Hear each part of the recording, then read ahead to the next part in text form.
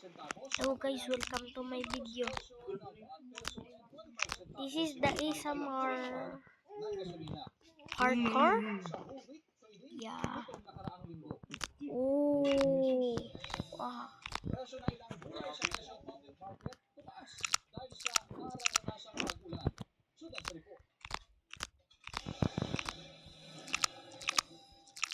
Maagang namalengke sa Kalasyo Public Market si Ginoong Al kaninang umaga.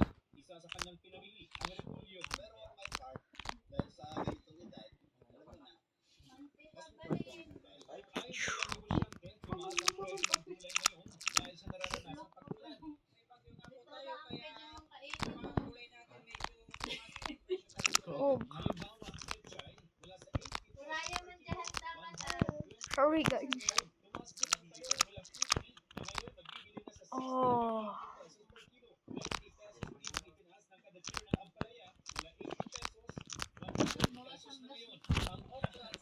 Uyo. Ow. You will smack my butt. Wait. Oh. Pag kumulo sa kamoy lagay yung kulong-kulo. Itak mo lang yun. Pag i-plating mo sa kamay itak mo. Para may crunch pa rin.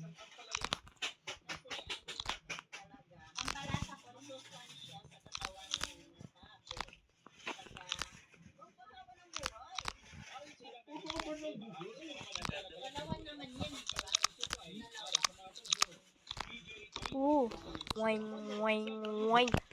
Oh, that's close. Wine, wine.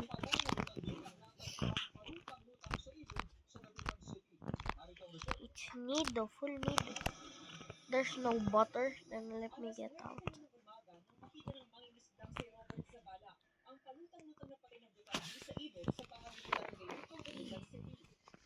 What this one? Buttermilk.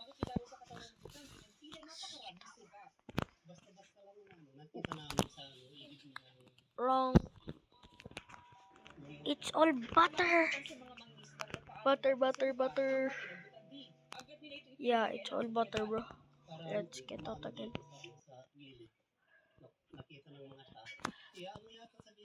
But this one.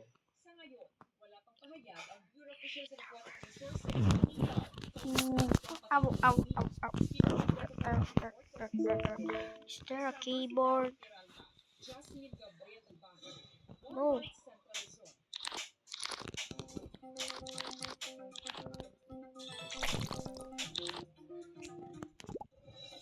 Nah.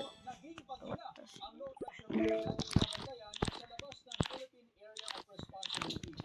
Sa kabila naman, malayo pa sa kalipanan bagyong may international game na Haishen. Kaya wala itong direktang epekto sa lagay ng panahon. Samantala, This is not the one. sa malaking bahagi ng Luzon. Where is it?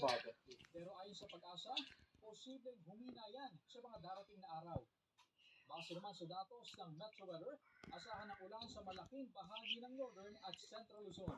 Posibleng tumagal hanggang gabi ang Oh, there we go. western section ng Luzon, kaya iba yung pag-ingat po. That's why. Let me done. Let's go until the top.